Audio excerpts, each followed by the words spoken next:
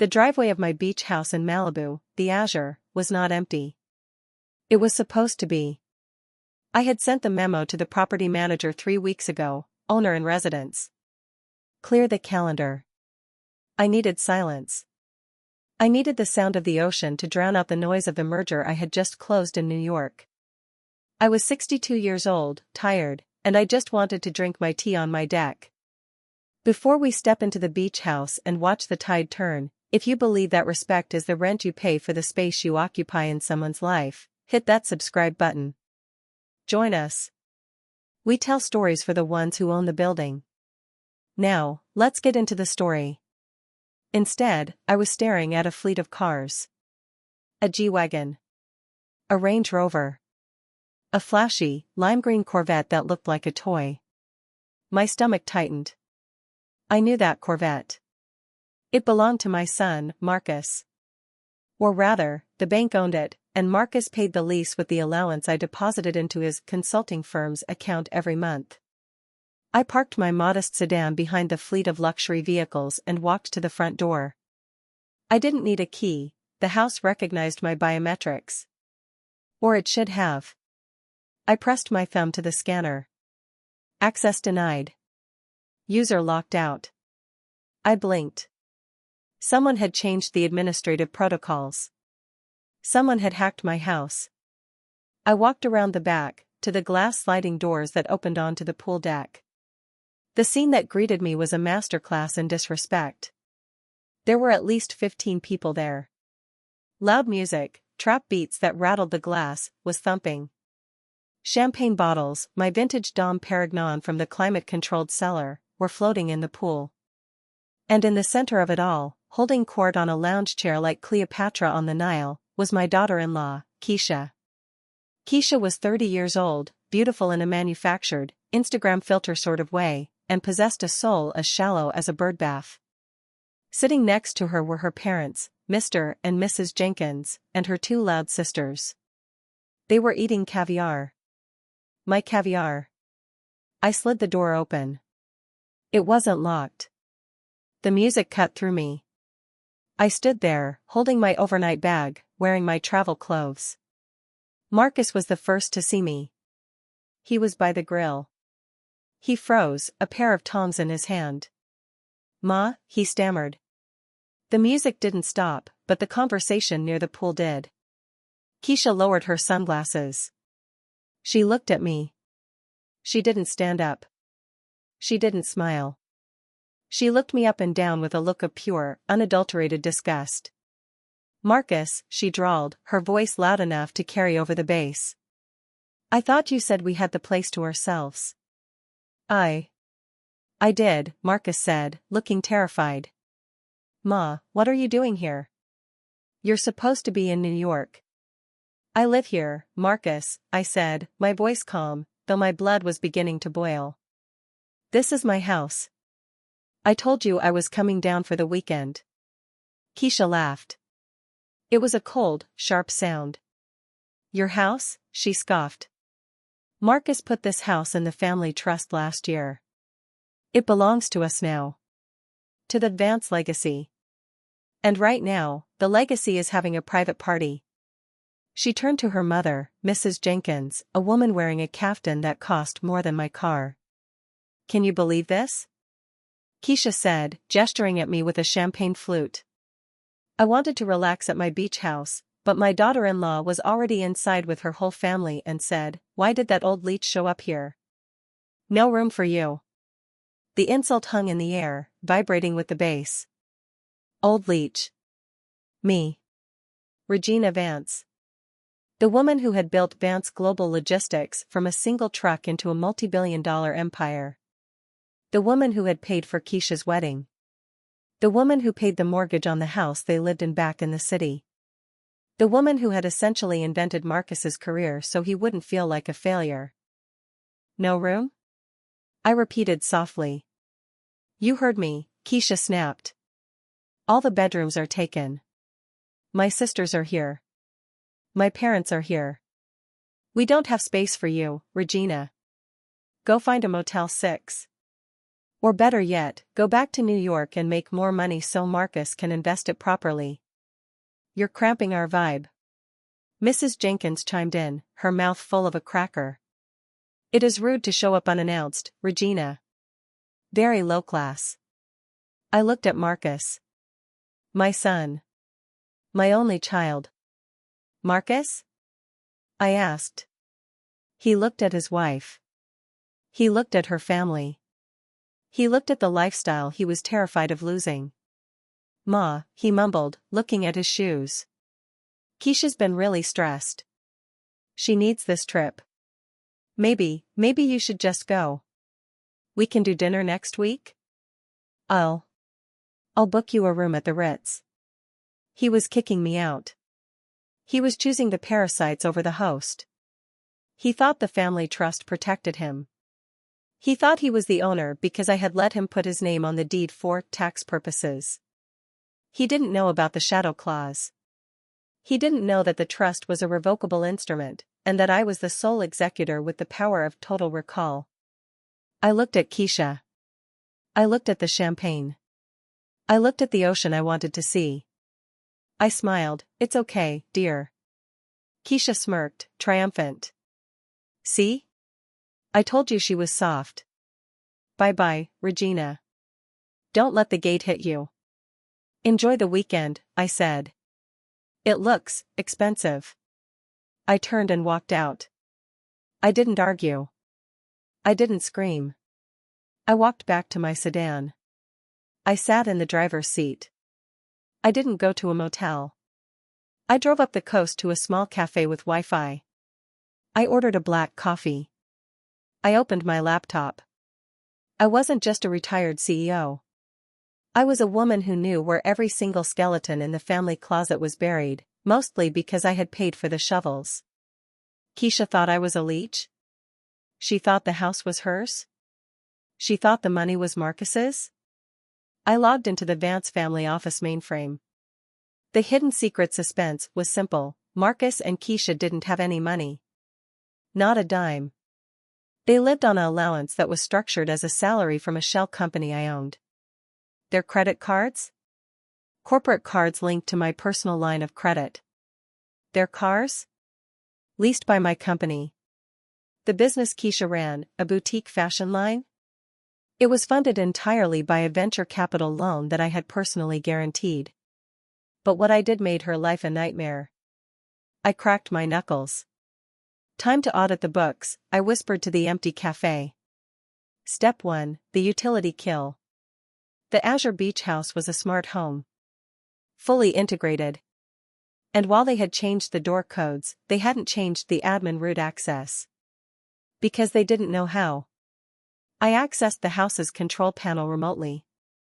System override, authorization Vance 01. HVAC, off. Water main, shut down. Internet gateway, disabled. Pool heater, off. Electrical grid, master reset, lockout mode.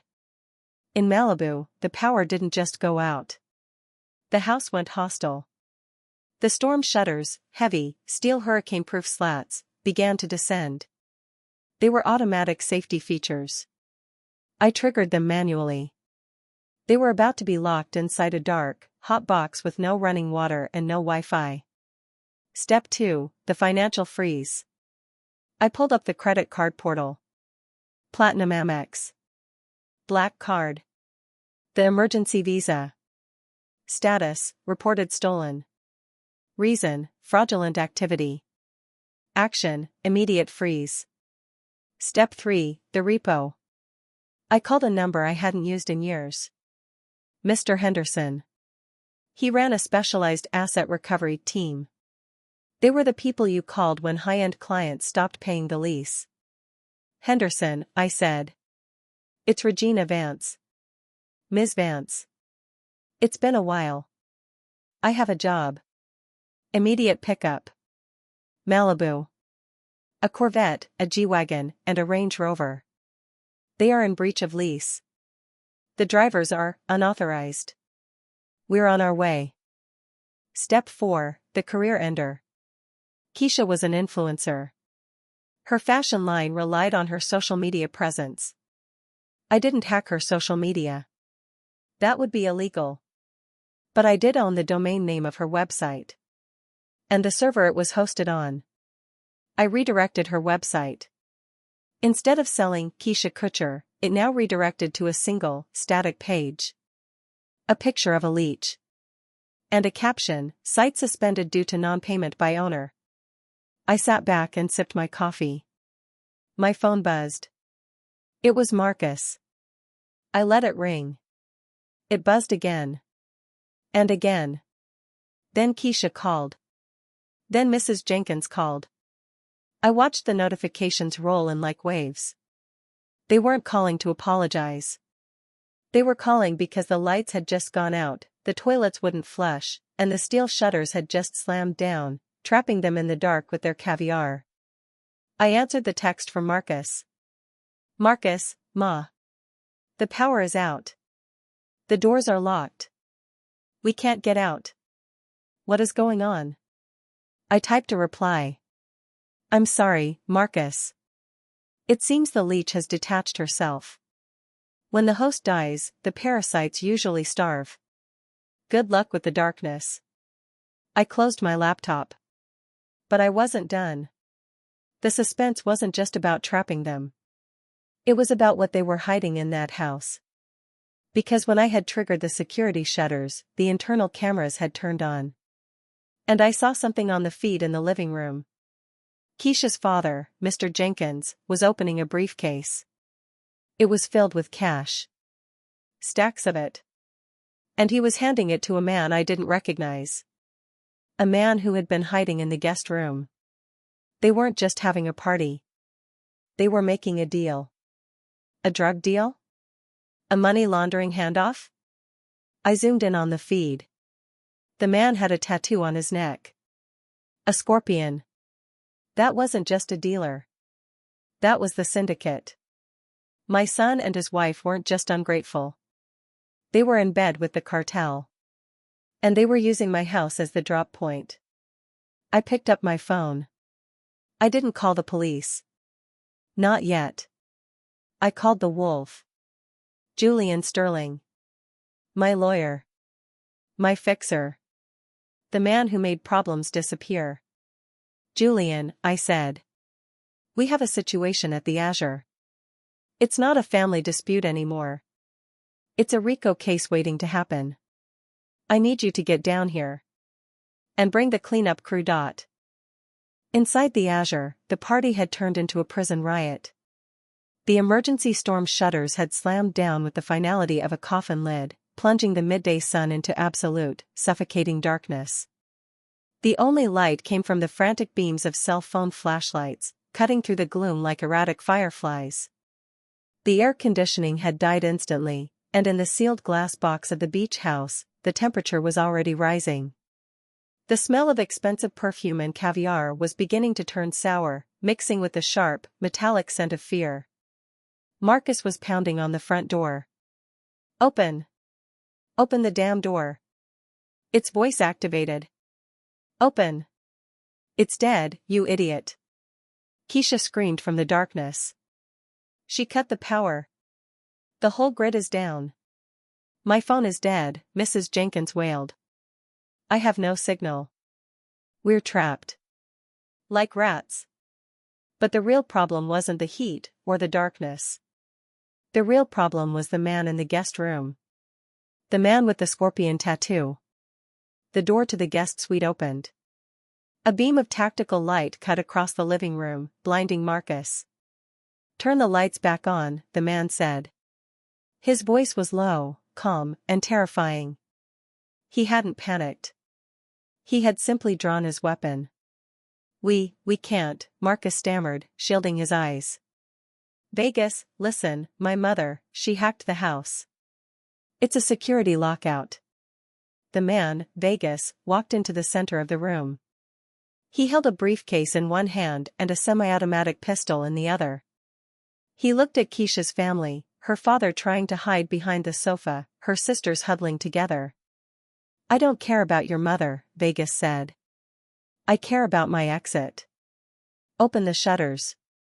They're steel. Marcus cried. They're hurricane-proof. Only the admin has the code. Vegas raised the gun. He pointed it directly at Keisha's father, Mr. Jenkins. Then get the admin on the phone. Now. Outside, in the safety of my car parked down the coast, I watched it all unfold on my laptop. The internal cameras were on a separate, battery-backed circuit. I could see everything in crisp, green-tinted night vision. I saw the gun. I saw my daughter-in-law shaking. I saw my son, the man I had raised to be a king, cowering like a servant. A black sedan pulled up next to me. The window rolled down. Julian Sterling looked out. He was my age, handsome, with skin like polished obsidian and eyes that missed nothing. He was the wolf. The lawyer you hired when you didn't want a settlement, you wanted a burial. Regina, he said, his voice smooth as velvet. You look distressingly calm for a woman whose house is being held hostage by the Cypress Hill cartel. You recognized the tattoo? I asked, turning my screen so he could see. Vegas Jones, Julian nodded. Enforcer. Money mover. If he's in your house, Marcus didn't just borrow money. He's washing it. They were handing off a briefcase, I said. Cash. And now they're trapped, Julian mused. Vegas won't like that. He's claustrophobic. And he's violent. What are my options, Julian? Option A, Julian said, checking his watch. We call the SWAT team. They breach the house. There's a shootout.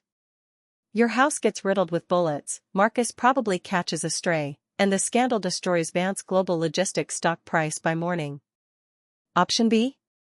Option B, Julian smiled, a cold, dangerous expression. We negotiate. We treat this like a hostile takeover. You hold the asset, the house. Vegas holds the hostages. We squeeze them until they break. I like option B, I said.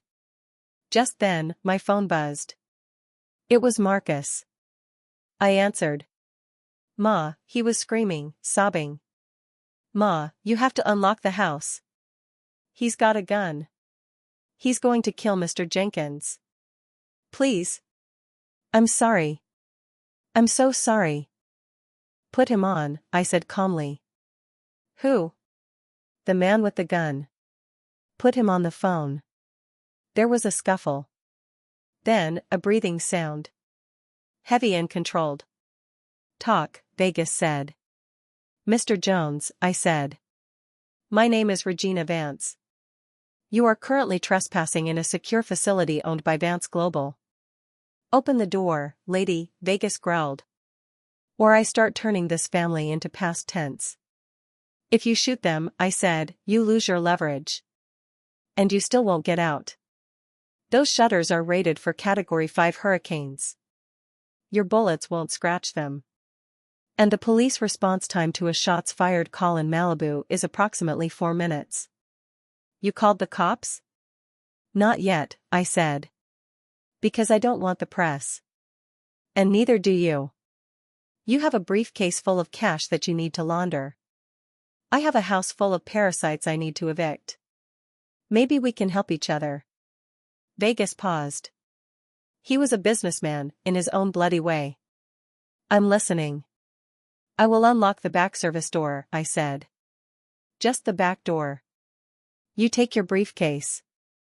You leave. You get in your car and you vanish. You leave the family. You leave the house. And the money Marcus owes me? Vegas asked. The rest of it? I paused. The rest? This briefcase is just the interest, Vegas said. Your son signed a promissory note. $5 million. Collateralized by, let me check my notes. Vance Global Logistics assets. My blood froze. Marcus hadn't just let them use the house. He had forged my signature. He had put my company up as collateral for a drug loan. He signed over company assets? I whispered. He gave us the shipping codes, Vegas said. For your containers. We've been moving product through your supply chain for 6 months. If I leave, I'm taking the codes with me. And if you call the cops, I release the documents showing your company is a drug mule. You go to prison, Regina. Not me. The hidden secret wasn't just the party. It was the infiltration. My son had turned my life's work into a smuggling operation. If the police raided the house now, they would find the evidence. I would be implicated. My legacy would be destroyed. Marcus had trapped me. Julian, I whispered to the man in the car next to me. Did you hear that? Julian nodded. His face was grim. He's got you, Regina. If that info gets out, the SEC freezes your assets. The company collapses. We can't let him leave with those codes. So we can't let him go, I said. And we can't call the police. We have to contain him, Julian said. We have to strip him of the data. I looked back at the screen. New deal, Vegas, I said into the phone. I'm waiting. You're not leaving, I said. Not yet. Excuse me? You think you have leverage? I asked. You have shipping codes. I have the air. I tapped a command on my laptop. HVAC, CO2 flush. The fire suppression system in the Azure wasn't water. It was a gas system designed to protect artwork. It flooded the room with carbon dioxide to starve a fire. It would also put everyone in the house to sleep in about 10 minutes. What's that noise? Vegas asked, looking at the ceiling vents. A hissing sound filled the room. That is the fire suppression system, I lied. It's malfunctioning. It's venting halon gas. In high concentrations, it causes unconsciousness. Eventually, asphyxiation. You're bluffing, Vegas snarled. You won't kill your own son. My son tried to sell my company to a cartel, I said coldly. I'm weighing my options. You have 10 minutes, Vegas. Destroy the codes. Wipe the drives. Leave the briefcase. And I unlock the door. And if I don't? Then you all go to sleep, I said. And when the police do arrive, they'll find a house full of sleeping bodies and a very interesting briefcase. Vegas looked at Marcus. He looked at the vents. He didn't know it was CO2. He didn't know it was non-lethal, mostly.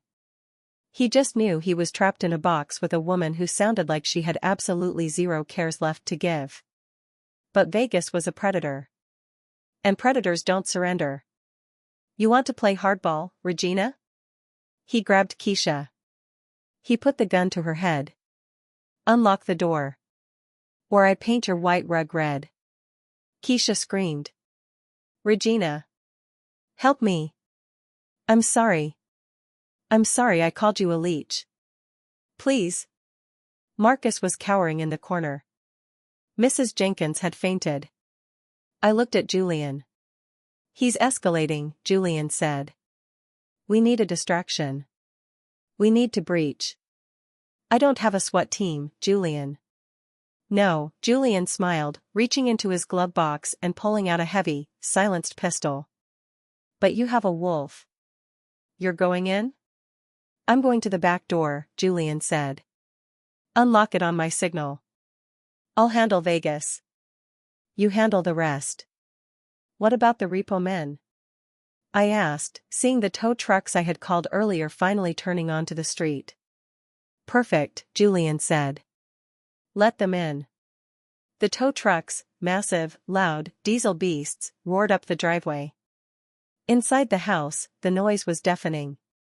The ground shook. What is that? Vegas yelled, distracted. Is that a tank? It's the repo man, I said over the phone. They're here for the cars. Marcus missed a payment. The confusion was total. The lights were out. Gas was hissing. A massive engine was roaring outside. Vegas wavered. He looked at the window. Now, Julian whispered into his comms. I hit enter. The back service door clicked open. Julian didn't burst in. He slid in like smoke. Inside the house, on the night vision feed, I saw him move. Vegas was distracted by the noise out front. He had his back to the kitchen. Julian stepped up behind him. He didn't shoot. He struck. A swift, brutal pistol whip to the back of the head. Vegas crumpled without a sound. Keisha fell away, sobbing hysterically. Julian looked up at the camera. He gave a thumbs up. Secure, he said over the phone. The wolf has the sheep. Tie him up, I said. And find the data. I unlocked the rest of the house. The shutters groaned and began to rise. The sunlight, the late afternoon sun, flooded back into the room, revealing the wreckage of the party. I drove my sedan up the driveway, right past the tow trucks hooking up the Corvette and the G-Wagon. I walked into my house. The smell of fear was palpable. Marcus was on the floor, weeping. Keisha was hyperventilating. Her parents were trying to blend into the wallpaper. Julian stood over the unconscious body of Vegas, holding a flash drive he had taken from the man's pocket. The shipping codes, Julian said, tossing it to me. I caught it. The evidence of my company's compromise. I looked at Marcus. He looked up. He saw me holding the drive. He saw the repo men towing his car through the window. He saw the wolf standing guard. Ma. He whispered. You saved us. I saved my company, I corrected. I walked over to Keisha. She was trembling, her makeup ruined, her arrogance gone. You said there was no room for me, I said softly. I didn't mean it, she choked out. We were just joking. It wasn't a joke, I said. It was a lease violation. I turned to Mr. and Mrs. Jenkins. Get out, I said. Our car. Mr. Jenkins stammered. The Range Rover, they took it. Then walk, I said. It's a nice day for a hike. They scrambled out the door, leaving their daughter behind. I looked at Marcus and Keisha. You two stay, I said. We can stay? Marcus asked, hope rising in his eyes. We can stay at the beach house? No, I said. You're going to a different location. I nodded to Julian. Call Detective Miller, I said. Tell him we caught a trespasser. And tell him, we found evidence of a massive embezzlement scheme. Ma. Marcus screamed. You can't. The codes. You have them. You can just destroy them. I can, I said. But I won't. Because you didn't just steal money, Marcus. You stole my trust. You brought a cartel into my sanctuary. You endangered my legacy. I looked at the flash drive. This drive proves you gave them access. It proves you were the leak. I'm not going down for your crimes. But I'm your son. And I am the CEO, I said. And in business, when an employee goes rogue, they get terminated. I looked at Keisha. And you, I said. The influencer. I think you're about to go viral. What? She whispered. The internal cameras, I pointed to the ceiling. They record audio. They recorded you accepting the cash from Vegas. They recorded you talking about laundering it through your boutique. You're not just a brat, Keisha.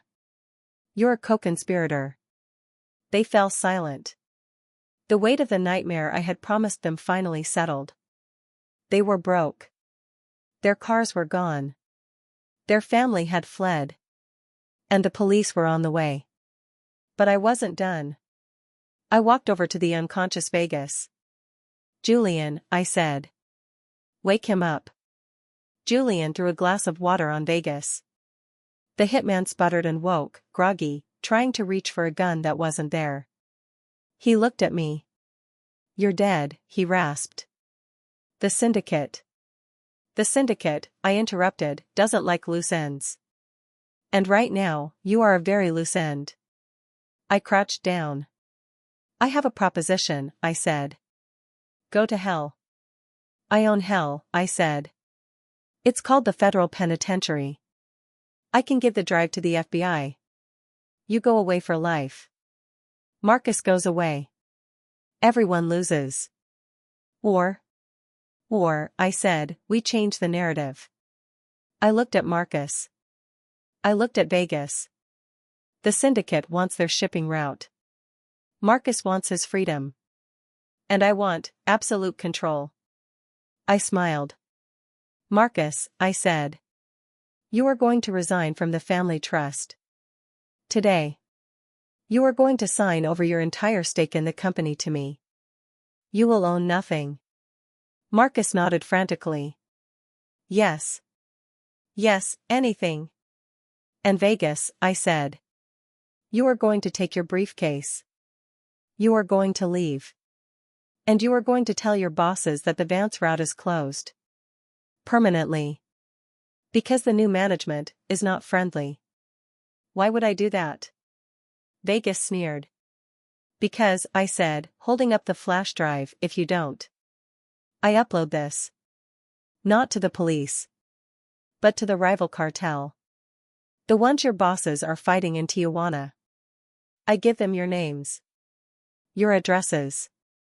Your bank accounts. Vegas went pale. The threat of prison was one thing. The threat of a cartel war was another. You're a dangerous woman, Vegas whispered. I'm a mother, I said. We're the most dangerous creatures on earth. I stood up. Now, I said to the room.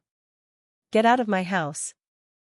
The silence in the beach house was heavier than the steel shutters that had trapped us. Vegas Jones, the cartel enforcer, backed out of the room, his eyes fixed on the flash drive in my hand. He knew I had him checkmated. If he killed us, I triggered the leak to his rivals. If he left, he lived to fight another day. He signaled his men.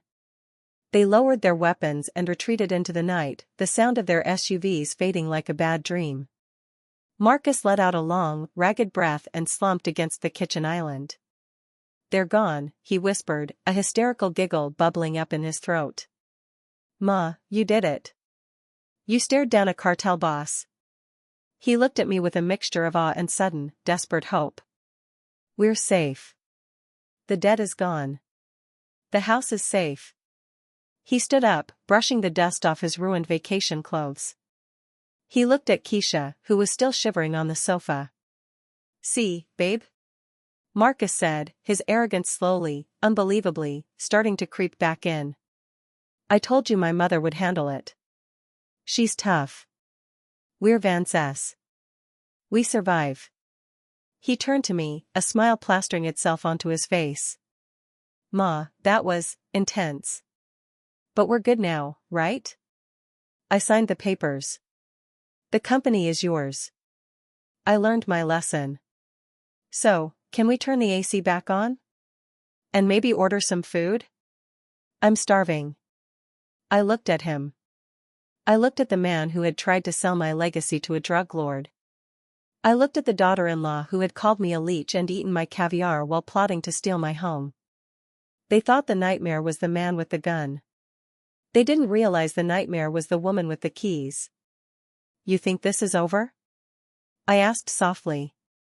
Well, yeah, Marcus said. Vegas is gone. You have the company. We're family again. Julian, I said, not looking away from my son. Execute protocol, 0. Julian Sterling, leaning against the wall, tapped a single button on his phone. The lights in the house flickered and died again. But this time, it wasn't a lockdown. It was a shutdown. The backup generators whirred to a halt. The smart home panels went black. What is that? Keisha asked. That, I said, is the sound of your eviction. I walked over to the pile of luggage they had brought, the Louis Vuitton bags filled with designer clothes bought with stolen money. I picked up Marcus's bag. I walked to the open sliding glass door. And I threw it into the pool. Splash. Ma. Marcus screamed. Those are my suits. I picked up Keisha's bag. Splash. I picked up Mrs. Jenkins' bag. Splash. You said you had no room for me, I said, turning to them. Well, now I'm making room. By removing the trash. You can't kick us out. Keisha shrieked, standing up. It's dark. We have no cars. We have no money. Correct, I said. You have no cars because the repo men took them. You have no money because I froze your accounts. And you have no ride because I am certainly not driving you. But, where will we go? Marcus pleaded. We can't walk. It's miles to the highway. Then you better start moving, I said. Because in exactly 10 minutes, the private security team I hired, not Julian, but the real muscle, will be here to sweep the property. And unlike Vegas, they have valid permits to use force against trespassers. Trespassers? Marcus cried. I'm your son. No, I said. You are a former employee who was terminated for gross misconduct and corporate espionage. And she, I pointed to Keisha, is a stranger who insulted the landlord. I walked to the front door. I held it open. The cool night air rushed in. Out. They looked at me. They saw the stone in my eyes. They saw Julian, the wolf, smiling a cold, sharp smile. They grabbed what they could, their phones, their purses, and they ran.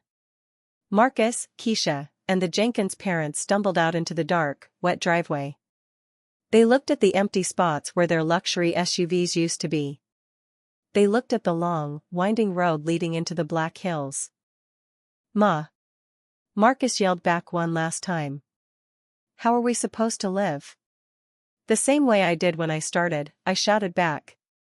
Figure it out. I slammed the door. I locked it. I turned to Julian. Is the car ready? Waiting out back, Julian said. And Regina? You have a meeting in New York in 5 hours. The board is waiting. Let's go, I said. The resolution. The walk down the Malibu hills took them 4 hours. By the time they reached the Pacific Coast Highway, their shoes were ruined, their feet were bleeding, and their dignity was gone. They tried to call Uber, but with no credit cards and frozen bank accounts, the app wouldn't work.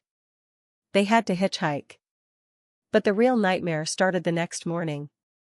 I didn't just leave them broke. I left them exposed. I released the audit of Keisha's boutique.